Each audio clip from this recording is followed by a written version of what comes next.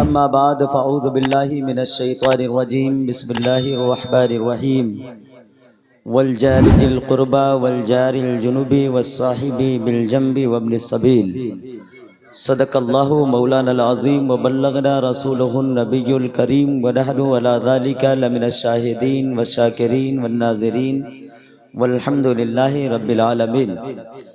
اے بچوں اب خاموشی سے بیٹھ جاؤ تھوڑی دیر، سیڑھی والے سب لوگ چپ چاپ بیٹھے رہو، شور نہ مچاؤ۔ آپ تمامی حضرات مبارکباد کے لائق ہیں کہ آج اس جشن ولادت رحمت عالم صلی اللہ علیہ وسلم کے حسین موقع پر 12 روزہ پروگرام میں متواتر اپنی شرکت کی حاضری درج کرا رہے ہیں۔ اللہ تعالی قبر میں جناب محمد الرسول اللہ صلی اللہ علیہ وسلم کی رخ زیبا کی زیارت نصیب فرمائے۔ کل قیامت کے دن لواء الحمد کے نیچے نبی کے لواء الحمد کا سایہ نصیب فرمائے، نبی کی رفاقت نصیب فرمائے اور نبی کی شفاعت نصیب فرمائے۔ واقعی قابل احترام اور مبارکباد کے لائق ہیں ہمارے فرقان چچا، جو صرف اس محفل میں نہیں، سال میں کئی پروگرام اسی مسجد کے دروازے پر کبھی سبیل بنا کر کے، کبھی کھچڑا بنا کر کے، کبھی بریانی بنا کر کے، یہ اور ان کی پوری ٹیم لگی رہتی ہے۔ اللہ تعالیٰ ان کے عمر میں بھی بے پناہ برکتیں نازل فرمائے۔ جو ہے معاملات کے دنیا بہت اچھے ہیں، اللہ تعالیٰ اپنی بارگاہ میں بھی انہیں آنے کی توفیق عطا فرمائے۔ بغل میں مسجد ہے، بس پیشانی جھک جائے تو ماشاءاللہ زندگی میں انقلاب پیدا ہو جائے، اور تمام تر خوبصورت اچھے کام کرتے ہیں۔ اللہ تعالیٰ ان کو دارین کی سعادتوں برکتوں رحمتوں سے مالا مال فرمائے۔ آئیے بلا کسی تاخیر کے بارگاہ رسالت مآب صلی اللہ علیہ وسلم میں ایک مرتبہ اپنی عقیدت و محبت کا خراج پیش کر لیں۔ اللہم صلی علی سیدنا و شفیعنا حبیبنا مولانا محمد بارک وسلم صلاۃ و سلام علیک یا رسول اللہ صلی اللہ تعالی علیہ وسلم۔ آج کا یہ ماحول پرفتن ماحول چل رہا ہے۔ آج میں اپنے محلے میں ہوں، گھر میں ہوں، یہ اللہ کا لاکھ لاکھ شکر ہے کہ آپ لوگوں نے اپنی محبت کا شامیانہ میرے سر پہ تان کر کے آپ وہاں بیٹھ کر کے ہمیں یہاں بٹھایا ہے۔ جیسا آپ سمجھ رہے ہو اللہ تعالیٰ اس سے اور بہتر ہمیں بنا دے، اس سے اور بہتر بنا دے۔ علم و عمل میں اللہ رحمتیں برکتیں نازل فرما دے، حق بولنے، حق پر عمل کرنے اور حق کہنے کی اللہ توفیق عطا فرما دے۔ واقعی میں آپ سے چند منٹ گفتگو کرنے کی سعادت حاصل کروں گا۔ اللہ نے جو کچھ بھی اپنے حبیب کے صدقے اور ماں کی دعاؤں سے ہمیں عطا کیا ہے وہ آپ تک پہنچانے کی کوشش کر رہا ہوں۔ اگر کوئی اللہ کا بندہ ایک بات بھی اپنے دل کے دریچے میں اتار کر کے اپنے گھر جائے اور اپنے زندگی میں اس کو جو ہے راہ عمل میں لے آئے، ہو سکتا ہے اللہ سب سے پہلے ان جو ہے پیاری گفتگو کے صدقے سب سے پہلے ہمارے والدین کی اللہ مغفرت فرما دے۔ پھر جتنے لوگ یہاں آئے ہیں اور جن کے والدین دنیا سے جا چکے ہیں، اللہ ان والدین کی بھی مغفرت فرما دے اور دارین کی سعادتوں برکتوں سے مالا مال فرما دے۔ آج کا یہ پرفتن ماحول ہے، اس ماحول میں کوئی اپنا نہیں، سب بیگانے نظر آتے ہیں، کوئی اپنا نہیں، کہیں خوشحالی نظر نہیں آتی، غم نظر آتا ہے، ہر جگہ ظلم نظر آ رہا ہے، ہر جگہ تشدد نظر آ رہا ہے۔ یہاں کہیں خوشحالی نہیں، کہیں ہریالی نہیں۔ اس غم و آلام کی دنیا میں زندگی گزارنے پر انسان مجبور ہے، کوئی اپنا نہیں، کوئی بیگانہ نہیں۔ اللہ اکبر، انسان بازار میں ہے تب بھی غم میں ہے، گھر میں ہے تب بھی غم میں ہے، دکان میں ہے تب بھی غم میں ہے۔ کائنات کے غموں نے انسانوں کو گھیر رکھا ہے، کوئی مداوا کرنے والا نہیں ملتا، کوئی سینے سے لگانے والا نہیں ملتا، کوئی غموں پر جو ہے تھوڑا سے ہاتھ پھیر کر کے اس غم کو دور کرنے والا نہیں ملتا۔ ایسے عالم میں انسان کیسے زندگی گزارے؟ لیکن جب انسان مایوس ہو کر کے تمام دنیا سے آ کر کے زندگی مایوسیوں میں گزارنے پر مجبور ہوتا ہے اور ایسا لگتا ہے کہ اب دنیا میں کوئی اپنا نہ رہا، اب دنیا میں کوئی سہارا دینے والا نہ رہا، اب دنیا میں کوئی آسرا دینے والا نہ رہا، اب غموں کے اسی عالم میں زندگی تمام ہو جائیں گی، اسی عالم میں صبح و شام جو ہے گزریں گی، تو وہی مدھر مدھر آواز میں کانوں میں کوئی آواز آتی ہے وہ ایسی پیاری آواز ہوتی ہے جو آواز زندگی جینے کا سہارا دے دیا کرتی ہے، جو زندگی جینے کا جذبہ عطا کر دیا کرتی ہے۔ وہ کون سی آواز ہوتی ہے؟ وہ دنیا کے کسی انسان کی نہیں، بلکہ جس آقا کی محفل سجا کر کے ہم بیٹھے ہیں وہی مدینے والے سرکار گنبد خضرا کے مکی، ہمارے کانوں میں وہ آواز آتی ہے، غم دور ہو جاتا ہے، زندگی جینے کا جذبہ مل جایا کرتا ہے۔ اعلیٰ حضرت سرکار بریلی کے تاجدار امام عشق و محبت مچل کر فرمانے لگے لطف ان کا عام ہو ہی جائے گا۔ اچھا آج ایک بات یہ بتاؤ، ہم دیکھ رہے ہیں کہ صبح سے بیچارے ہمارے فرقان چچا پریشان ہیں، ان کے ساتھ والے اس کا لائٹنگ کا انتظام، غبارے کا انتظام اور کھانے کا انتظام، بریانی کا انتظام سب یہ کر رہے ہیں، اور جب سے محفل شروع ہوئی ہے یہی لوگ دوڑ دوڑ کے آ کر کے محبت سے نذرانہ بھی دے رہے ہیں۔ اچھا یہ کر رہے ہیں تو آپ لوگ کی بھی تھوڑی ذمہ داری ہے، آپ اگر کچھ نہیں کر سکتے وہاں ہاتھوں کو اٹھا کر کے محبت کا نذرانہ آپ پیش کریں، اور زبان سے تو کہہ سکتے ہیں سبحان اللہ، سارے لوگ شرکت کر لیں اور کہہ دیں سبحان اللہ، ایک مرتبہ مچل کر کے کہہ دیں سبحان اللہ۔ اعلیٰ حضرت سرکار فرماتے ہیں لطف ان کا عام ہو ہی جائے گا، شاد ہر ناکام ہو ہی جائے گا، لطف ان کا عام ہو ہی جائے گا، شاد ہر ناکام ہو ہی جائے گا، سائلو دامن نبی کا تھام لو کچھ نہ کچھ انعام ہو ہی جائے گا، سائلو دامن نبی کا تھام لو کچھ نہ کچھ انعام ہو ہی جائے گا، اے رضا ہر کام کا ایک وقت ہے دل کو تو آرام ہو ہی جائے گا، اے رضا ہر کام کا ایک وقت ہے دل کو تو آرام ہو ہی جائے گا۔ حضرات میں اپنی موضوع کی طرف آؤں اور چند قیمتی بات آپ کے گوش گزار کرنے کی میں سعادت حاصل کروں۔ ایک مرتبہ اور درود پاک پڑھنے، اللہم صلی علی سیدنا مولانا محمد بارک وسلم، صلاۃ و سلام علیک یا رسول اللہ صلی اللہ تعالی علیہ وسلم۔ چونکہ اسلام مکمل دین ہے، رحمت عالم جناب محمد رسول اللہ صلی اللہ علیہ وسلم کے آنے کا ایک مقصد ہے، دنیا میں پیغمبر آئے ہیں تو آنے کا مقصد ہم انسانوں کو ملا، یہ ملا کہ ہم درندگی کی لبادہ اوڑھ کر کے زندگی گزارتے، ہمیں انسانیت کی زندگی مل گئی۔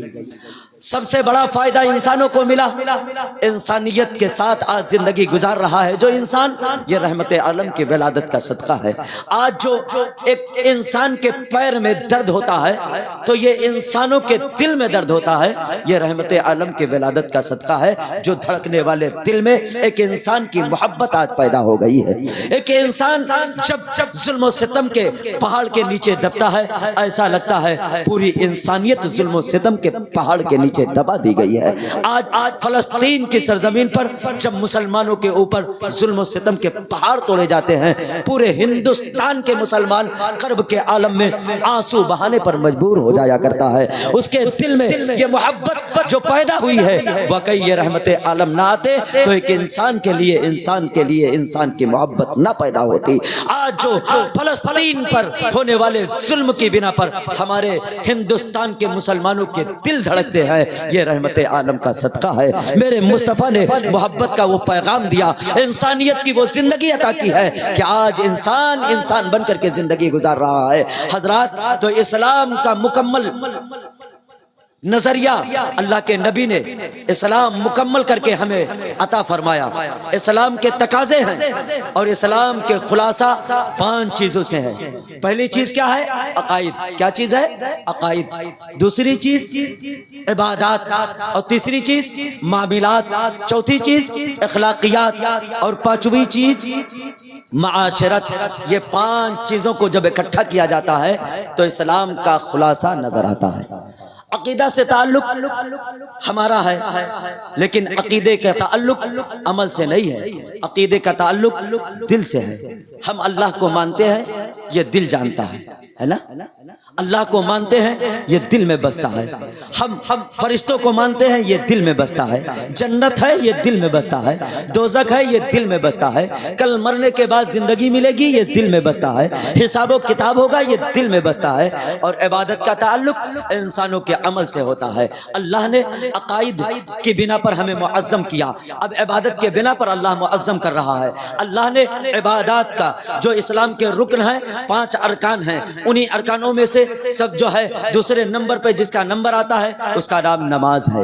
نماز دن میں 5 مرتبہ انسان پڑھتا ہے، روزہ سال میں 1 مرتبہ رکھتا ہے، زکوٰۃ سال میں 1 مرتبہ دیتا ہے، حج زندگی میں 1 مرتبہ کرتا ہے۔ نماز روزانہ پڑھنا ہے، اور زکوٰۃ اگر صاحب استطاعت ہو تب زکوٰۃ دینا ہے، صاحب استطاعت ہو تو حج کرنا ہے، روزہ سال میں 1 مرتبہ رکھنا ہے۔ لیکن معاملات کا ایسا معاملہ ہے، معاملات ہر انسان کے ساتھ ہوتا ہے، چاہے امیر ہو معاملات میں پڑھنا پڑے گا، چاہے غریب ہو معاملات اس کے ساتھ ہوں گے، چاہے فقیر ہو چاہے بادشاہ ہو، چاہے مریض ہو چاہے ڈاکٹر ہو، چاہے وہ انسان کوئی بھی ہو، دنیا میں زندگی گزارنے والا معاملات کے ساتھ ہوتا ہے۔ اتنے لوگ یہاں بیٹھے ہیں، اس میں تاجر ہوں گے، اس میں نوکری کرنے والے ہوں گے، اس میں دکاندار ہوں گے، سب کا معاملہ معاملات کے ساتھ ہے۔ اگرچہ اس میں نمازی نہیں ہوں گے، اگرچہ اس میں غازی نہیں ہوں گے، اگرچہ اس میں حاجی نہیں ہوں گے، لیکن معاملات سب کے ساتھ ہوگا۔ اگر کوئی نکلا ہے کھیتی کرنے کے لیے اس کے ساتھ معاملات ہے، اگر کوئی نکلا ہے کام کرنے کے لیے اس کے ساتھ معاملات ہے۔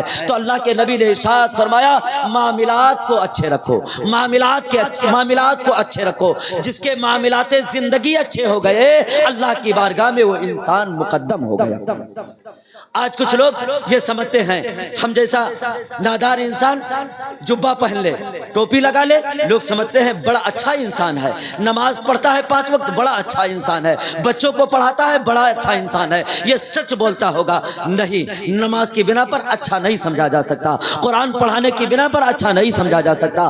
انسان کی زندگی کو اگر اچھا سمجھنا، انسان کی زندگی کو سمجھنا ہے اور انسان کی اچھائی کو سمجھنا ہے تو نماز، روزے اور اس کے جو ہے حالات زندگی کو دیکھنا ہے تو اس کے لباسوں کو نہ دیکھو، اس کے سجدے کو نہ دیکھو، اس کو مسجد جانا نہ دیکھو، بلکہ اس کے معاملات زندگی دیکھو۔ آؤ حضرت عمر فاروق رضی اللہ تعالی عنہ، ان کی عدالت میں ایک مقدمہ آیا، حضرت عمر مدعی سے کہتے ہیں 2 گواہ لاؤ، دستور کے مطابق وہ 2 گواہ لایا۔ ایک گواہ کو حضرت عمر پہچانتے تھے، جانتے تھے، اس کو یہ سمجھتے تھے کہ یہ قابل اعتماد انسان ہے، یہ گواہی کے لائق ہے۔ لیکن دوسرا انسان جو حضرت عمر کی زندگی سے دور تھا، اس کے زندگی حضرت عمر کے سامنے جو ہے کھلی طور پر نہ تھی۔ حضرت عمر لوگوں سے کہنے لگے، او لوگوں یہ بتاؤ کیا تم میں سے کوئی گواہی دے گا کہ یہ انسان کی زندگی قابل اعتماد ہے؟ ایک انسان کھڑا ہو گیا، ہاں امیر المومنین میں گواہی دیتا ہوں اس کی زندگی قابل اعتماد ہے۔ حضرت عمر پوچھتے ہیں تم نے گواہی دے دی ہے، کیا تمہارا گھر اس کے گھر کے بغل میں ہے؟ تم اس کے پڑوسی ہو؟ کہا نہیں۔ کہا کیا تم اس کے ساتھ کوئی تجارت کرتے ہو؟ کیا تم اس کے ساتھ کوئی معاملات کرتے ہو؟ کیسے تم نے گواہی دی؟ کہا نہیں۔ کہا اچھا بتاؤ تیسری بات، کیا تم نے اس کے ساتھ سفر کیا ہے؟ کہا نہیں۔ تو کیا کہا؟ حضرت عمر نے کہا تو کیا تم نے اسے مسجد میں نماز پڑھتے ہوئے دیکھا ہے، سجدہ کرتے ہوئے دیکھا ہے؟ اس بنا پر کہہ دیا ہے یہ قابل اعتماد ہے؟ کہا ہاں امیر المومنین بات یہی ہے، نہ یہ میرا پڑوسی ہے، نہ اس کے ساتھ میرے معاملات ہیں، نہ میں اس کے ساتھ سفر کیے ہیں۔ حضرات انسان کی زندگی دیکھنا ہے۔ یہ اس منبر پر یہ جتنے لوگ بیٹھے ہیں اس کے ساتھ میں شامل ہوں۔ آپ جبہ دیکھ لیں گے، کپا دیکھ لیں گے، بہترین گفتگو دیکھ لیں گے، کوئی بھی باہر سے آنے والے انسان کو دیکھ کر دھوکہ نہ کھا لینا۔ یہ جبہ کپا یہ لباس دیکھ کر کے سجدوں کا نذرانہ پیش کرتے ہوئے دھوکہ نہ کھانا۔ حضرت عمر نے جو زندگی بتائی ہے، طرز زندگی سمجھنے کے لیے وہ طریقہ بتایا ہے، وہ دستور بتایا ہے، اس دستور کو آپ کو اپنانا ہوگا، پھر قابل اعتماد بھروسہ کرنا ہوگا۔ حضرات انسان کو سمجھنا ہے تو یا تو اس کا پڑوسی اسے بہتر سمجھتا ہے، یا اس کے ساتھ اگر کوئی معاملات جیسے وہ کوئی جو ہے تجارت کرتا ہے، کوئی کھیتی باڑی کرتا ہے، اس کے ساتھ رہتا ہے، شریک سفر رہتا ہے، تب اس کے زندگی کے حالات معلوم ہوتے ہیں۔ انسان کو سمجھنا ہو اس کے ساتھ 24 گھنٹے کا سفر کر لو، اس کی مکمل زندگی کی تصویر تمہارے سامنے آ جائے گی۔ حضرت عمر سے حضرت عمر نے فرمایا جب تم اس کے ساتھ نہیں رہتے، جب تم پڑوسی نہیں ہو تو تم نے نماز کی بنا پر صرف اعتماد کیسے کر لیا؟ کہاں بات تو یہی ہے۔ حضرت عمر فرماتے ہیں نماز کی بنا پر صرف اعتماد نہیں کیا جا سکتا، معاملات زندگی کو دیکھا جائے، صبح و شام کو دیکھا جائے، اس کے طرز زندگی کو دیکھا جائے۔ سجدہ کرنا آسان ہے، معاملات زندگی میں زندگی گزارنا یہ آسان نہیں ہے، یہ آسان نہیں ہے۔ ہے حضرات. ہم چلتے ہیں, دکان کھولتے ہو کتنی تلخ مزاجی ہوتی ہے. آپ کھیتی کرتے ہو, جاتے ہو, جانے کے بعد آپ جب ہاتھ میں پھاوڑا لیتے ہو کہیں دل میں یہ بات آ جاتی ہے کہ تھوڑا سے میل کاٹ کر کے ہم اس کی طرف بڑھ جائیں. یہ تب پتہ چلتا ہے معاملات زندگی کیسی ہوتی ہے, معاملات زندگی کیسی ہوتی ہے. حضرات انسان کا لباس دیکھ کر کے دھوکے میں نہ آیا کرو, بلکہ انسان کے معاملات زندگی کو دیکھا کرو. جس انسان کو اللہ کے نبی فرماتے ہیں امت کے تمام تر لوگ اچھا کہتے ہیں معاملات زندگی میں, وہ انسان اللہ کی بارگاہ میں مقدم ہوا کرتا ہے. معاملات زندگی میں وہ انسان مقدم ہوا کرتا ہے. حضرات نبی کریم جناب محمد رسول اللہ صلی اللہ علیہ وسلم نے ارشاد فرمایا کہ جیسے اللہ کی انسانوں کے اوپر دو حقوق کو میرے مصطفیٰ نے فرمایا تمہارے اوپر دو حق ہیں, ایک اللہ کا حق ہے ایک بندے کا حق ہے. اللہ کے حق و حقوق اللہ کہتے ہیں اور بندوں کے حق و حقوق العباد کہتے ہیں. بندوں کے حق میں بھائی بھی ہے, ماں بھی ہے, بہنیں بھی ہیں, پڑوسی بھی ہے, انسانیت پوری انسانیت ہے. حتیٰ کہ راستوں کے بھی حق انسانوں پر ہیں, حتیٰ کہ جانوروں کے حق بھی انسانوں پر ہیں, حتیٰ کہ انسانیت کا پورا حق انسانوں پر ہے. اب میں آپ سے پوچھنا چاہتا ہوں, اللہ کے نبی ارشاد فرماتے ہیں اگر بندہ حقوق اللہ میں تساہلی کر دے اللہ کی رحمتیں ہیں وہ معاف کر دے گا, اس کی بخشش ہو سکتی ہے. لیکن حقوق العباد میں اگر اس نے تساہلی برتی تو چاہے جتنی عمل لے کر کے جائے گا خدا کی بارگاہ میں سب عکارت کر دی جائیں گی, آخر میں وہ جہنم میں ڈال دیا جائے گا. حقوق اللہ پر فضیلت حقوق العباد کو کیسے مثال کے طور پر میں آپ کو بتانا چاہتا ہوں. جیسے حضرت ہیں, ان کے والد بیٹھے ہوں پیر دبا رہے ہوں, ان کے پیر بیٹھے ہوں پیر دبا رہے ہوں, استاد بیٹھا ہو پیر پیر دبا رہے ہوں. اتنے میں ایک مریض کرا رہا ہو, ایک مریض کی آواز آئے مولانا قاری عتیق صاحب یہاں آئیے, مجھے تمہارے مدد کی ضرورت ہے. چونکہ اب استاد کا جو پیر دبا رہے تھے یہ مقام کی بنا پر مرتبیت کی بنا پر, لیکن یہاں مقام و مرتبت نہ دیکھا جائے گا.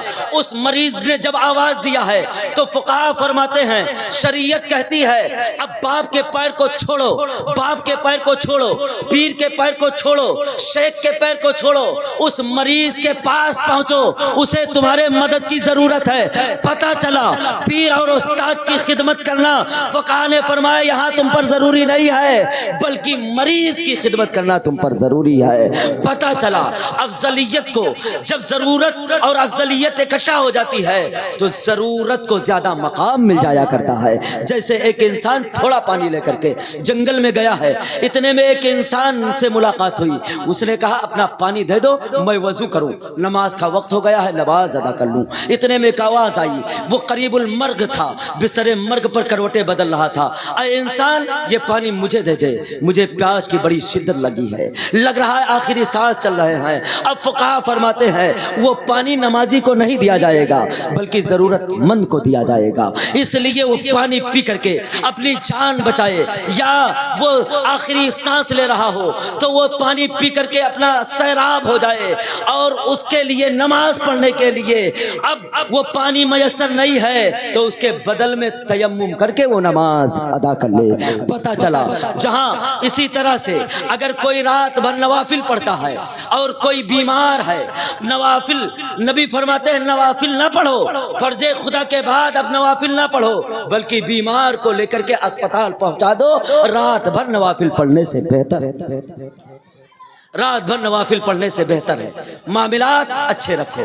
آج کیا ہے دیکھا یہ جاتا ہے کہ بہت بڑا شیخ ہے, بڑا پرہیزگار انسان ہے, لیکن پتہ چلا اس سے امت ترست ہے, کسی کا حق مارا ہے, کسی سے پیسہ لیا ہے, کسی پر ظلم کیا ہے, کسی پر زیادتیاں کی ہیں, تو اللہ کے نبی ارشاد فرماتے ہیں وہ رات رات سجدہ کرنے والا جہنم میں چلا جائے گا, اس کے سجدے اس کو جنت میں نہیں لے جا پائیں گے.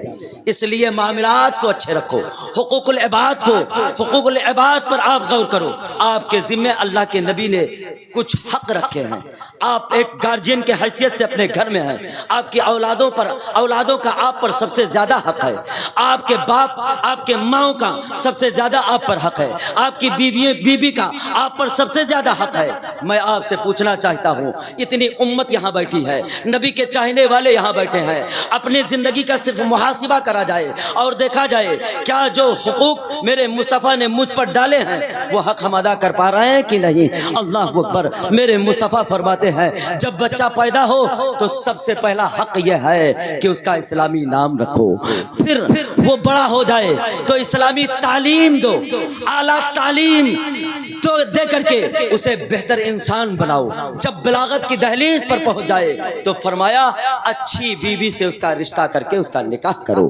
یہ حقوق ہیں والدین پر، اولادوں کے، اولادوں پر والدین کے، اور والدین کے بھی اولادوں پر بھی حق ہیں والدین کے۔ حضرات میں آگے بتاؤں گا، پڑوسی کے بھی حق میرے مصطفیٰ نے فرمایا ہے، راستے کے بھی حق ہیں۔ راستے میں چلو تو راستے کو صاف ستھرا کرتے ہوئے چلو، کانٹا ہے تو اٹھاتے ہوئے چلو، پتھر ہے تو اسے صاف کرتے ہوئے چلو۔ اللہ اکبر۔ میرے مصطفیٰ نے پڑوسیوں کے حق ارشاد فرمائے ہیں، پڑوسیوں کا بہت بڑا حق ہے۔ اللہ کے نبی ارشاد فرماتے ہیں جو اللہ قسم کھا کر کے، میرے مصطفیٰ نے 3 مرتبہ قسم کھا کر کے فرمایا، قسم ہے خدا کی، قسم ہے وحدہ لا شریک کی، قسم ہے اس رب لم یزل کی، وہ مومن نہیں، وہ مومن نہیں۔ صحابہ لرزہ براندام ہو گئے، یا رسول اللہ یہ رسالت کی زبان قسم کھا کر کے کس بات کے لیے، آخر آمد کس بات پر ہمیں توجہ کرانا چاہتی ہے؟ اللہ کے نبی جب کہہ رہے تھے قسم ہے رب لم یزل کی، وہ مومن نہیں، صحابہ کا چہرہ تغیر ہو گیا، بدل گیا، صحابہ کے جسم میں حرکات پیدا ہو گئے، صحابہ کانپنے لگے، یا رسول اللہ کون مومن نہیں؟ اللہ کے نبی ارشاد فرماتے ہیں جس کے جسم سے، جس کے زبان سے، جس کے ہاتھ سے اس کا پڑوسی محفوظ رہی وہ مومن نہیں ہے، جس کے ضرر سے اس کا پڑوسی محفوظ رہی ہے وہ مومن نہیں ہے۔ اللہ اکبر۔ میرے مصطفیٰ نے فرمایا پڑوسیوں کا حق ہے۔ اب کچھ لوگ پوچھتے ہیں پڑوسی کتنے ہوتے ہیں، کہاں کے ہوتے ہیں؟ جن کی دیواریں دیواروں سے ملی ہوتی ہے کیا وہ پڑوسی ہیں، یا اگل بگل کے بھی پڑوسی ہیں؟ پیغمبر اسلام نے جو دستور زندگی دیا ہے، اگر یہ امت اس پر عمل پیرا ہو جائے، قسم خدا کی آج معاشرے میں انقلاب پیدا ہو جائے، محبت کی بہاریں پیدا ہو جائیں۔ آج تو معاملہ یہ ہے ایک دروازہ بند ہوتا ہے، دوسرے دروازے میں جنازے نکل جاتے ہیں، ہمیں پتہ نہیں چلتا ہے۔ ایک دروازے کا تالا، ایک دروازے کی کنڈی اندر لگ کر کے اندر آرام سے عیش و عشرت کے دسترخوان سجے ہوتے ہیں، بغل میں پڑوسی پھانکوں سے مر رہا ہوتا ہے۔ اللہ اکبر۔ کس ذلت و رسوائی کے دہانے پہ ہم پہنچ چکے ہیں۔ میرے مصطفیٰ نے جو دستور زندگی دیا تھا اس دستور زندگی پر عمل پیرا ہو جاؤ۔ یہ 12 روزہ پروگرام کرنے کا مقصد، اس میں آنے کا مقصد اور یہ کلیجہ نکالنے کا مقصد یہی ہے کہ آپ جو نہیں جانتے وہ جاننے لگ جاؤ اور جان کر کے عمل کرنے لگ جاؤ۔ میرے مصطفیٰ فرماتے ہیں تمہارے سامنے 40 گھر تمہارے پڑوسی ہیں، تمہارے پیچھے 40 گھر تمہارے پڑوسی ہے، تمہارے دائیں 40 گھر تمہارے پڑوسی ہے، تمہارے بائیں 40 گھر پڑوسی ہے۔ پیغمبر فرماتے ہیں پڑوسیوں کا حق یہ ہے کہ جب کچھ کھاؤ تو پڑوسیوں کو کھلاؤ، جب تم پہنو اور پڑوسی ننگا ہو تو پہلے اسے پہناؤ، جب تم کھاؤ اور پڑوسی بھوکا ہو تو اسے پہناؤ۔ اپنے زبان سے، اپنے عمل سے اسے تکلیف نہ دو۔ حضرات ایک محبت کی داستان میرے مصطفیٰ نے بیان فرمائی ہے۔ اگر 40 گھر ہم اپنے ارد گرد کو بہتر سے بنا لیں اور ہمارا پڑوسی 40 کو بنا لے، اس کے آگے والا 40 کو بنا لے، میں کہتا ہوں مشرق سے مغرب تک، شمال سے جنوب تک ایک محبتوں کی بہاریں ہوں گی، نفرت کا خاتمہ ہو جائے گا۔ اور میرے مصطفیٰ نے جو فرمایا تھا کلو مومنین اخوا، مسلمان سب آپس میں بھائی بھائی ہے، تو بھائی بھائی کا مظاہرہ اس دنیا میں نظر آ جائے گا۔ آج میرے مصطفیٰ نے فرمایا اچھا 2 بھائی ہوتے ہیں، غریب ہو جاتا ہے کہ اللہ نے ایک کو دولت دے دیا تو کیا ہوتا ہے، نمائش ہوتی ہے، وہ دکھاتا ہے کہ ہر بازار کو میرے یہاں بکرے کا گوشت آتا ہے۔ اللہ اکبر۔ ہر بازار کو ہمارے یہاں گوشت آتا ہے، ہماری فریزیں پھلوں سے بھری ہوتی ہیں، ہم مرغب غذائیں کھاتے ہیں۔ اے لوگوں نہ دکھایا کرو، نہ جانے اللہ پر، نہ جانے اللہ کو کس پر رحم آ جائے اور نہ جانے کس پر غضب آ جائے۔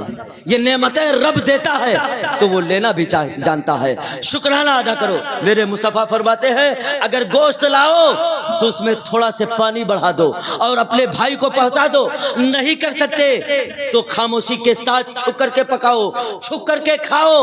اس کے خوشبوؤں سے اس کے دل کو تکلیف نہ پہنچاؤ, اس کے خوشبوؤں سے اس کے دل کو تکلیف نہ پہنچاؤ. میرے مصطفیٰ نے فرمایا نوجوانوں سے کہ جن کی بیویاں مر گئی ہیں, نوجوانوں اپنے بیویوں سے بیواؤں کے سامنے محبت نہ کرو. میرے مصطفیٰ فرماتے ہیں جن کے باپ دنیا سے چلے گئے ہیں ان یتیموں کے سامنے بچوں سے پیار نہ کرو. ایک مرتبہ میرے مصطفیٰ کی بارگاہ کرم میں صحابہ بیٹھے تھے, ایک صحابی آئے اور کہنے لگے یا رسول اللہ میرا بیٹا کئی دن سے غائب ہے, میں پریشان ہوں, ملتا رہی ہے. ایک صحابی کہنے لگے میں نے دیکھا ہے فلاں باغ میں تمہارا بیٹا کھیل رہا تھا, اتنا سنا کئی دن سے بیٹا غائب تھا, دل سے دور تھا, کلیجے سے دور تھا. بے چین بے قرار ہو کر کے اٹھے, ایک آہ بھر کر کے اور بھاگنے لگے. میرے مصطفیٰ نے فرمایا صحابی ٹھہر جاؤ. کہا یا رسول اللہ کیا بات ہے؟ کہا جانا تو لیکن بیٹا کہہ کے نہ پکارنا, نام لے کر کے آواز دینا. اللہ کے نبی وہ ہے تو میرا بیٹا, بیٹا کہنے میں حرج کیا ہے؟ اللہ کے پیغمبر فرماتے ہیں اے میرے صحابہ جس جھرمٹ میں تمہارا بیٹا کھیل رہا ہوگا ہو سکتا ہے اس میں کوئی یتیم ہو جس کے سر سے باپ کا سایہ اٹھ گیا ہو, اور تم محبت بھری آواز میں کئی دن کے بچھڑنے کے بعد جب اپنے لگتے جگر کے کہو گے بیٹا, اس مٹھاس میں کہیں کسی یتیم کا دل نہ دکھ جائے, اور یتیم کا دل دکھ جائے گا تو عرش کا خدا ناراض ہو جایا کرتا ہے. اس لیے یتیموں کے دل کو نہ دکھاؤ. پیغمبر اسلام فرماتے ہیں کہ پڑوسیوں کو اپنے خوشبوؤں سے تکلیف نہ پہنچاؤ, تھوڑا سے سالن بڑھا کر کے کٹورے میں دے دیا کرو. اللہ تمہارے دسترخوان کی رحمتوں اور برکتوں کو ہمیشہ ہمیشہ قائم رکھے گا. ایک صحابی ہیں, ان کے یہاں بکری کا ایک موڑ آ گیا. دیکھو کیسی محبتیں تھی صحابہ. کہا یار ہم تو کھاتے ہیں, ہمارے پڑوسی والی بھائی کو نہ ملا ہوگا. بیوی سے مشورہ کرتے ہیں, کہا اسے ہم دے دیتے ہیں, یہ بنا کر کھا لے. جب وہ صحابی کے یہاں وہ موڑ گیا تو وہ کہنے لگے ہمیں تو مل جاتا ہے, وہ غریب صحابہ میرا پڑوسی ہے, اسے نہ ملتا ہوگا, وہ بنا لے. اس کے پاس گیا تو کہا ہمارا پڑوسی وہ بیچارہ بیمار ہے, اسے اس میں بڑی لذت ملے گی, اسے دے دیا. تاریخ شاہد ہے وہ بکری کا موڑ گھومتا ہوا 7 گھروں میں پھر اسی صحابی کے یہاں پہنچا جہاں سے وہ نکلا تھا. جب وہ پہنچا تو کہا ایسا کرتے ہیں اسے بناتے ہیں, اس میں سالن بڑھاتے ہیں, اب سارے ہم 7 گھر کے لوگ مل کر کے کھاتے ہیں. سبحان اللہ, یہ محبتیں تھیں, یہ صحابی کا جو ہے جذبہ تھا. جب ایسے جذبے ہوں تو انشاءاللہ پھر ہمارے قوم میں آج جو نفرتوں کی دیوار ہیں یہ نہیں ہوگی, محبتوں کی بہار ہوگی. میرے مصطفیٰ نفرتوں کو مٹانے کے لیے آئے ہیں, میرے مصطفیٰ امن کو پھیلانے کے لیے آئے ہیں. حقوق العباد ایک ایسا حق ہے جسے لینے کے بعد میرے مصطفیٰ فرماتے ہیں او صحابہ تمہیں مفلس کون ہے, نادار کون ہے, غریب کون ہے؟ کہا یا رسول اللہ جس کے پاس درہم نہیں وہ نادار ہے, جس کے پاس دینار نہیں وہ مفلس ہے. کہا نہیں, ایک انسان ہوگا جو کہ نمازوں کا تحفہ, نمازوں کا انبار, زکوٰۃ, صدقات, عطیات, حج, گویا نامہ اعمال میں نیکیوں کا انبار لے کر جائے گا, اللہ کی بارگاہ میں پہنچے گا, حساب و کتاب ہوگا.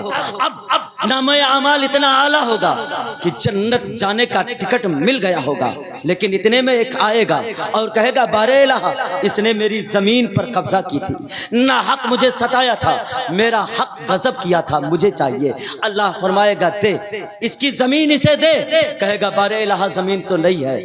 اللہ فرمائے گا پھر تیری نیکی زمین کے بدلے میں دے رہا ہوں, نیکی دے دے گا. تھوڑی دیر کے بعد دوسرا انسان آئے گا اور کہے گا مارے الہ اس نے مجھ سے قرض لیا تھا لیکن واپس نہیں کیا, مجھے آج وہ قرض چاہیے. اللہ فرمائے گا دے. کہے گا بارے الہ کہاں ہے میرے پاس یہاں دینے کے لیے؟ فرمائے گا پھر رب تیری نیکی اسے دیتا ہوں, نیکی دے دے گا. اتنے میں ایک مظلوم آئے گا, مولا دنیا میں اس نے ظلم و پہاڑ کے ہمارے اوپر ستم ڈھائے تھے, ہمارے بازوؤں میں طاقت نہ تھی, ہم نے صبر کر لیا تھا, آج مجھے حق چاہیے. اللہ فرمائے گا تم اپنا حق لو, دو اسے. وہ کہے گا مولا کس چیز سے دوں؟ رب فرمائے گا تیری نیکی سے دے رہا ہوں, نیکی دے دیا جائے گا۔ المختصر وہ نیکیوں کا انبار جو نماز لے کر کے، روزہ لے کر کے، حج و زکوٰۃ لے کر کے، صدقات و عطیات لے کر کے گیا تھا، اب حق والوں کا حق دے رہا ہے، وہ نیکیاں دے رہا ہے، نیکیاں دے رہا ہے، نیکیاں ختم ہو گئی، حق لینے والے ابھی ختم نہیں ہوئے۔ اللہ پھر اس کے تمام حق لینے والوں کو، اس کے گناہوں کو اس کے اوپر ڈال دے گا، نیکیوں کا انبار ختم ہو جائے گا، اب گناہ اتنی کثرت سے اس کے پاس ہو جائے گا، اللہ حکم دے گا اب اسے لے جا کر کے جہنم میں ڈال دو۔ اس لیے اے لوگوں، نماز، روزہ، حج و زکوٰۃ، اللہ کے عبادت میں کوئی کوتاہی ہو گئی پروردگار معاف کر سکتا ہے، لیکن کسی پر دنیا میں ظلم کر کے گئے ہو، کسی پر زیادتی کر کے گئے ہو، کسی کا حق غصب کر کے گئے ہو، اللہ کی بارگاہ میں وہ دینا پڑے گا، وہاں تمہارے پاس زمینیں نہیں ہوں گی۔ اللہ اکبر۔ ایک صحابی ہیں حضرت سعید ابن سعید، ان کا مقدمہ مروان ابن حکم بادشاہ کی بارگاہ میں جو ہے ایک عورت نے پیش کر دیا، ایک عورت نے مقدمہ دائر کر دیا۔ حضرت سعید ابن سعید آئے ہیں، کہا، اس نے مقدمہ دائر کیا اور کہا کہ سعید ابن سعید نے میری زمین پر ناجائز قبضہ کر لیا ہے اور میری زمین کو انہوں نے ہڑپ لیا ہے۔ اللہ اکبر۔ مروان ابن حکم نے صحابی رسول کو بلایا اور بلانے کے بعد کہا، یہ مدعی بن کر کے آئی ہے، اس نے مقدمہ پیش کیا ہے، بتاؤ سعید ابن سعید کا یہ صحیح بات ہے؟ اللہ کے نبی کے وہ صحابی کہنے لگے، اے مروان ابن حکم، جبکہ میں نے نبی سے یہ بات سنی ہے تو میں ایسا کر سکتا ہوں؟ میرے مصطفیٰ نے فرمایا ہے، جو دنیا میں ایک بالش کسی کی زمین لے گا، اللہ 7 طبق سے زمین نکال کر کے اس کے گردن میں زمین کے طوق ڈال دے گا، صبح قیامت میں وہ طوق زمین کا لیے پھرے گا۔ اللہ اکبر۔ پیغمبر کا وہ صحابی کہتا ہے، کیا مروان ابن حکم اگر نبی سے یہ بات سنی ہے تو کیا میں ایسا کر سکتا ہوں؟ یہ بات سننے کے بعد مروان ابن حکم کہتے ہیں، نبی سے بات تم نے سنی ہے، بیان بھی تم نے کیا ہے، اس لیے اب گواہی کی ضرورت نہیں ہے، اب مدعی کے لیے گواہ پیش کرنے کی ضرورت نہیں ہے۔ حضرت سعید ابن سعید کو جو ہے جلال آ گیا، ہاتھ اٹھا کر کہنے لگے، مولا اگر میں سچا ہوں، یہ عورت جھوٹی ہے تو اسے نابینا کر دے، اس کی آنکھوں کی بینائی سلب کر دے اور اسے اسی زمین کے گڈھے میں ڈال کر کے مولا اسے اسی میں اس کا خاتمہ فرما دے۔ حضرت سعید ابن سعید کا یہ کہنا تھا، راوی لکھتے ہیں اس وقت تک اس عورت کو موت نہیں آئی جب تک کہ اس کے آنکھ کی بینائی سلب نہیں ہو گئی، پھر وہ ٹہل رہی تھی، اسی زمین میں ایک گڈھا تھا، اسی میں گر کر کے وہ فوت ہو گئی۔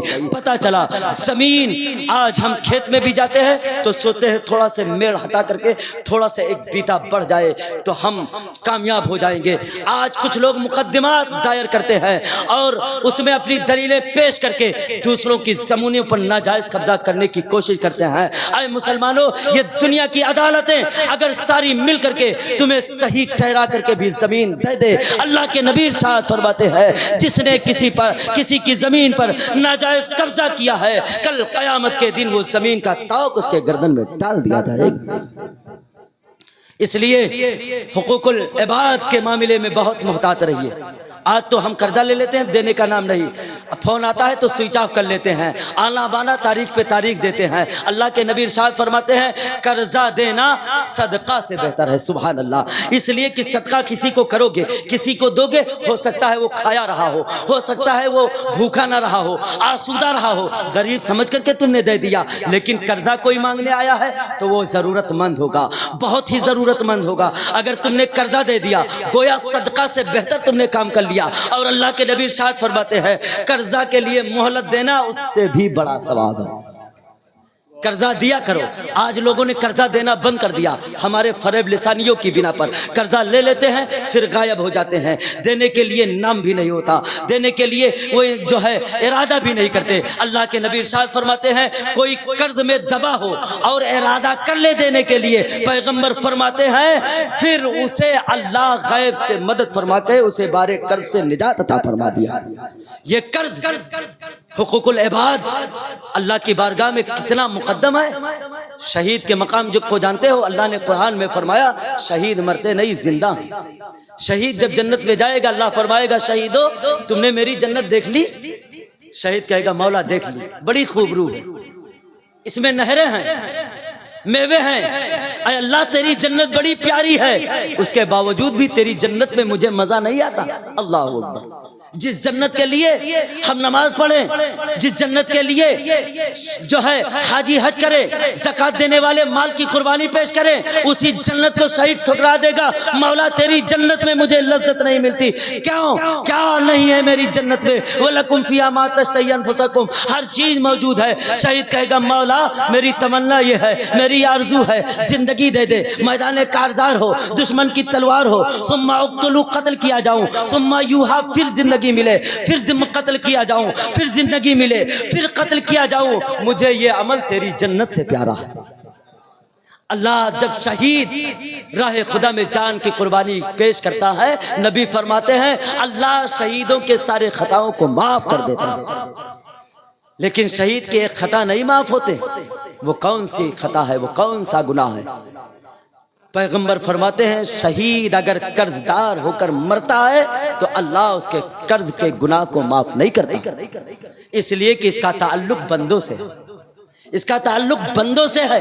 اے لوگو، قرضہ اگر تم نے لیا ہے تو دینے کا ارادہ بناؤ، اور مرنے سے پہلے دعا کرو مولا اس زمین سے جب جاؤں تو کسی کا قرض دار ہو کر نہ جاؤں۔ اللہ کے نبی کی بارگاہ میں جب کوئی جنازہ آتا تو پیغمبر سب سے پہلے پوچھتے یہ قرض دار تو نہیں ہے؟ اگر لوگ کہتے ہاں قرضہ ہے تو فرماتے یہ ورثہ میں کیا چھوڑ کر کے گیا ہے؟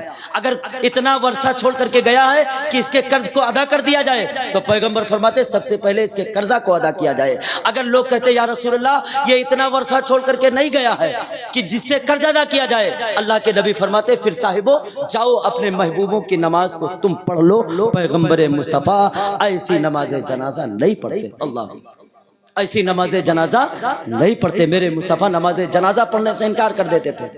آج ہم قرض لے لیتے ہیں، فریب کرتے ہیں، دھوکہ دیتے ہیں، اور لوگوں سے قرض لے کر کے پھر منہ چراتے پھرتے ہیں۔ یہ قرض کبھی نہیں معاف ہوگا، یہ بندوں کا حق کبھی نہیں معاف ہوگا۔ دنیا میں رہو تو بندوں کو راضی کر کے رہو، جب دنیا میں بندہ راضی ہو جاتا ہے تو عرش کا خدا راضی ہو جاتا ہے، مدینے کا مصطفیٰ راضی ہو جاتا ہے۔ اگر دنیا میں تم نے بندوں کو تکلیف دے دیا، اگر دنیا میں تم نے بندوں کو ستایا ہے تو جب تک اس سے معافی نہیں مانگو گے تمہیں خدا عرش کا خدا بھی نہیں معاف کرے گا۔ اس لیے تم پر حق ہیں، جو حقوق ہیں ان حقوق کی پاسداری کرو، ان حقوق کی تابعداری کرو، اور سارے حقوق کو ادا کرنے کی کوششیں کرو۔ حضرات پڑوسیوں کے حق ہم ادا نہیں کرتے، اولادوں کے حق ادا نہیں کرتے، ماؤں کے حق ادا نہیں کرتے۔ میرے مصطفیٰ نے سب حقوق کو ارشاد فرمایا ہے۔ بیویوں کے حق کو میرے مصطفیٰ نے فرمایا، اولادوں کے حق کو میرے مصطفیٰ نے فرمایا، والدین کے حقوق کو میرے مصطفیٰ نے فرمایا، عورتوں سے فرمایا اے عورتوں اگر امت میں اگر کسی کو سجدہ کرنا جو ہے اللہ کے بعد کسی کو سجدہ کرنا جائز ہوتا تو میں امت کو حکم دے دیتا کہ وہ اپنے امت کی عورتوں کو حکم دیتا وہ اپنے شوہروں کو سجدہ کرے۔ یہ حقوق میرے مصطفیٰ نے شوہروں کا بیان فرمایا، اور فرمایا اپنے عورتوں کے لیے فرمایا اگر اس کی کچھ کام تمہیں ناگزیر گزرتی ہیں تو کچھ اچھا کام بھی تو کرتی ہیں، اسے اپنے دلوں میں بسایا کرو، اس سے محبت پیدا ہوتی ہے۔ میرے مصطفیٰ ہیں، امی خدیجہ کا آخری وقت آ گیا ہے، اللہ اکبر، اس دنیا سے رحلت فرمانے والی ہے۔ میرے مصطفیٰ کی وہ باوفا با کردار بیوی اماں خدیجہ ہیں، اللہ اکبر۔ جب زمانہ گزر گیا، بہت دن گزر گیا اور حضرت عائشہ آپ کے عقد میں آئیں، میرے مصطفیٰ ہمیشہ حضرت خدیجہ کا تذکرہ کیا کرتے۔ حضرت عائشہ فرماتی ہیں یا رسول اللہ آپ بھی اس بوڑھی عورت کا ذکر کرتے ہیں، آپ کو اللہ نے اتنی خوبصورت خوبصورت ازواج عطا فرما دی ہیں۔ میرے مصطفیٰ کی آنکھیں اشکبار ہو گئی، فرمایا عائشہ خدیجہ کے بارے میں مجھے دکھ نہ دیا کرو، مجھے تکلیف نہ دیا کرو۔ جب زمانہ نے مجھے ٹھکرایا تھا تو میرے خدیجہ نے مجھے اپنے دامن میں بٹھایا تھا، جب زمانے نے مجھے ٹھوکر لگایا تھا تو خدیجہ نے پورے مال و دولت کے ساتھ میرا ساتھ دیا تھا۔ آج خدیجہ کا آخری وقت آیا ہے، حضرت فاطمہ ننھی سی عمر میں ہے، کہا بیٹی فاطمہ جاؤ اور اپنے بابا سے کہو کیا وہ اپنا یہ کرتا مبارک مجھے کفن کے لیے دے سکتے ہیں؟ اللہ اکبر۔ حضرت فاطمہ آئی ہے، کہا یا رسول اللہ اے میرے بابا جان، اماں خدیجہ نے کہا ہے کیا اپنا کرتا مبارک آپ ان کے اماں کے لیے کفن کے لیے دے سکتے ہیں؟ اللہ اکبر۔ میرے مصطفیٰ باہر تھے اندر اندر تشریف لے آئے اور فرمایا ختیجہ کیا کہہ رہی ہو؟ کہا یا رسول اللہ آخری وقت آ گیا ہے، میری تمنا یہ ہے مصطفیٰ تمہارا یہ پیرہن مل جاتا، یہی نجات کا ذریعہ ہو جاتا، یہی آخرت کا سرمایہ ہو جاتا، آپ کا پیرہن مل جاتا تو یہ ضمانت مل جاتی جنت کی، ضمانت مل جاتی بخشش کی۔ اللہ کے نبی کیا آپ دے دیں گے؟ میرے مصطفیٰ کے جملے سنو، میرے پیغمبر فرماتے ہیں او ختیجہ تم محمد سے یہ پیرہن کی بات کرتی ہو، اگر محمد کی کھال بھی مانگو تو محمد اپنی کھال اتار کر کے تمہیں عطا کر دے گا۔ ماؤں کے تعلق سے میرے مصطفیٰ نے فرمایا ماؤں کو تکلیف نہ دیا کرو، ماؤں سے دعائیں لے کر کے نکلا کرو۔ جب نوجوان ماؤں کی دعاؤں کو لے کر کے نکلتا، یہ ان کے حق ہے، حقوق میں بیان کر رہا ہوں، دعاؤں کو لے کر کے نکلتا ہے تو تمام آفت و بلیات جو ہوتی ہیں وہ بھاگ جایا کرتی ہیں، اللہ کی رحمت کا شامیانہ ان کے سروں پر سایہ کر لیا کرتا ہے۔ میرے مصطفیٰ نے والدین کے تعلق سے فرمایا جب میرے مصطفیٰ مکہ کے وادی میں نبوت کا اعلان کیا تھا، سب سے پہلے جو مصطفیٰ کو برا بھلا کہا تھا کوئی دوسرے نے نہیں بلکہ آپ کے سگے چچا ابو لہب نے کہا تھا، پتھر ابو لہب نے مارا تھا، شیب ابو طالب 3 سال تک سوشل بائیکاٹ کر دیا گیا، پیغمبر کو مکہ کے وادی سے نکالا گیا، اپنا عزیز وطن مکہ کو خیر بات کر کے مدینہ کے وادیوں میں گئے ہیں۔ مصطفیٰ چلتے تو مصطفیٰ کے راستے میں کانٹے بچھا دیے جاتے، پیغمبر سجدے میں جاتے تو وجڑی رکھ دی جاتی، وزنی جو ہے وجڑی رکھ دی جاتی۔ مصطفیٰ کو کون ایسا دکھ نہ دیا گیا جب مصطفیٰ جو ہے مکہ کے وادیوں میں وحدانیت کا ڈنکا بجا رہے تھے، عباس عیاش بڑے بڑے سردار مکہ کے آگے آتے اور تالیاں بجواتے، مصطفیٰ کو کاہن کہلواتے، مصطفیٰ کو مجنو کہلواتے، مصطفیٰ چلتے تو ہاتھ تالیاں بجا جا کر کے مصطفیٰ کا مسخرہ اڑاتے۔ اللہ اکبر، وہ وقت آیا کہ پیغمبر اسلام نے اپنے عزیز وطن مکہ کو خیر آباد کر دیا، مدینہ کے وادیوں میں گئے۔ پھر وہ دن آیا کہ اللہ نے مصطفیٰ کے عظمتوں میں 4 چاند لگایا، اسلام کو بلندی دی، پرچم اسلام بلند ہو گیا، 10,000 کا لشکر لے کر کے میرے مصطفیٰ فاتح کی حیثیت سے مکہ میں داخل ہوئے ہیں۔ پھر مدینہ میں 1,20,000 صحابہ کا عظیم مجمع ہے، مسجد نبوی ہے۔ میرے مصطفیٰ نے جب عظیم مجمع صحابہ کا دیکھا تو میرے مصطفیٰ کی آنکھیں جھما جھم برسنے لگی اور میرے مصطفیٰ کہنے لگے کاش آج میری ماں زندہ ہوتی، کاش میری ماں زندہ ہوتی۔ آج بہت سے لوگ یہاں بیٹھے ہوں گے جنہوں نے غربت میں آنکھیں کھولی ہیں، جن کے گھروں میں کھانا بھی میسر نہیں ہوتا تھا، بڑی محنتوں سے 2 وقت کی روٹی جٹائی جاتی تھی، آج والدین کا سر سے سایہ نکل گیا، آج اللہ نے دولت دی، گاڑیاں سے بیٹے چلنے لگے، عالی شان مکان مل گیا ہے، دنیا میں عزت دے دی ہے، ہر بیٹے کی یہ تمنا ہوتی ہے کاش آج میری ماں ہوتی اور یہ عزت کی دستار دیکھتی، یہ چلنا دیکھتی، یہ بنگلہ دیکھتی، یہ گاڑی دیکھتی۔ ہر انسان کے دل میں ایک تڑپ ہوتی ہے۔ میرے مصطفیٰ نے 1,20,000 کا جب عظیم مجمع دیکھا، مسجد نبوی صحابہ سے بھرا ہوا دیکھا، لوگ ذوق در ذوق ایمان لا رہے تھے، پرچم اسلام بلند ہو گیا تھا۔ اب جو ہے ہر طرف محمد الرسول اللہ کے گیت اور ترانے گائے جا رہے تھے۔ میرے مصطفیٰ فرماتے ہیں او صحابہ، آنکھیں برس رہی ہیں، او صحابہ کاش آج میری ماں موجود ہوتی، میں عشاء کی نماز پڑھا رہا ہوتا، تم لوگ میرے پیچھے نماز پڑھ رہے ہوتے، میں تلاوت قرآن کر رہا ہوتا، میری ماں آمینہ آتی اور چلمن سرکاتی اور پردے سے آہستہ آواز میں کہتی بیٹا محمد۔ میرے مصطفیٰ فرماتے ہیں اے میرے صحابہ، فرج خدا کو چھوڑ دیتا اور ماں کے قدموں میں حاضر ہو گیا ہوتا۔ اللہ، یہ ماں کے حقوق ہے، یہ ماں کے عظمت ہیں، لیکن آج ہم نے والدین کے حقوق کو پامال کر دیا، اولادوں کے حقوق کو پامال کر دیا، پڑوسیوں کے حقوق کو پامال کر دیا۔ اے ولادت مصطفیٰ کے جشن میں آنے والوں، حقوق العباد اپنے کندھوں پر رکھ کے نہ جانا، ورنہ زندگی بھر کے سجدے عقارت کر دیے جائیں گے، زندگی بھر کے عبادت تمہارے منہ پر مار دیا جائے گا۔ اگر حقوق العباد میں صاف و شفاف ہو کر کے جاؤ گے، اللہ کے بندوں کو دنیا سے راضی کر کے جاؤ گے، اور مرنے کے بعد جب جنازہ اٹھے گا یہ بندے کہہ دیں گے یہ جانے والا نبی کا غلام ہے، بڑا با اخلاق جا رہا ہے، بڑا با کردار جا رہا ہے، بڑا با وفادار جا رہا ہے۔ مصطفیٰ فرماتے ہیں جس جنازے کی 40 مومن تعریف کر دے اللہ اس کی مغفرت فرما دیا کرتا۔ حقوق العباد کا بوجھ اپنے سروں پر اٹھا کر نہ جائیے، اللہ کے عبادتوں میں تھوڑا کمی رہ جائے گی تو اللہ معاف فرما دے گا، لیکن اگر کسی کے حق کو آپ دنیا سے دبا کر کے جاؤ گے، دنیا سے لے کر کے جاؤ گے، تو واقعی اللہ معاف نہیں کرے گا۔ اللہ تبارک و تعالیٰ کی بارگاہ میں دعا ہے، مولا ہم تمامی مسلمانوں کو حقوق العباد اور حقوق اللہ پوری توجہ کے ساتھ ادا کرنے کی اللہ توفیق عطا فرمائے۔ اسلام نے جو یہ دو پہلو ہمارے درمیان رکھے ہیں، یہ دونوں پہلوؤں پر ہمیں بڑی محبت کے ساتھ عمل پیرا ہونے کی ضرورت ہے۔ اگر کوئی نماز پڑھتا ہے، روزہ رکھتا ہے، سارے ارکان ادا کرتا ہے، لیکن حقوق العباد ادا نہیں کرتا، وہ جنت میں نہیں جائے گا۔ اب کوئی حقوق العباد ہی خوب ادا کرتا ہے اور فرض خدا سے غافل ہے، نمازوں سے غافل ہے، زکاتوں سے غافل ہے، روزوں سے غافل ہے، تو وہ جان لیجئے وہ بھی جنت میں نہیں جائے گا۔ اس لیے حقوق اللہ بھی ادا کرنا ضروری ہے، حقوق العباد بھی ادا کرنا ضروری ہے۔ آج اتنے لوگ بیٹھے ہیں، آخری بات میں بتا دوں، آپ لوگوں کو پتہ ہی نہیں ہوگا کس کے حق آپ لے کر کے جا رہے ہیں۔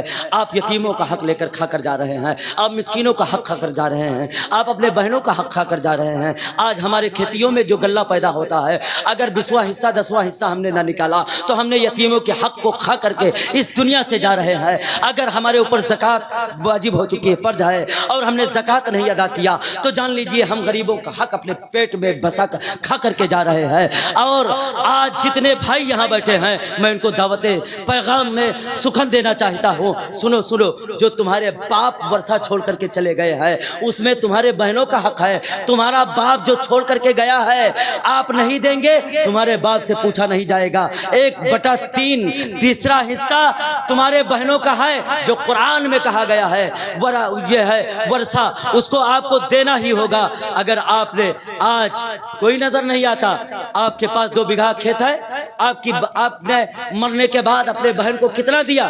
اگر نہیں دو گے، کل قیامت کے دن خدا کی بارگاہ میں اس کا حساب دینا پڑے گا۔ باپ زندگی میں ورثہ تقسیم نہیں کرتا، مرنے کے بعد ورثہ تقسیم ہوتا ہے۔ جہاں بھائی حصے دار ہوتے ہیں، وہیں بہنیں بھی حصے دار ہوتی ہیں۔ اگر آپ نے نہیں دیا تو گویا آپ اپنے بہن کے حق کو مار کر کے دنیا سے جا رہے ہیں۔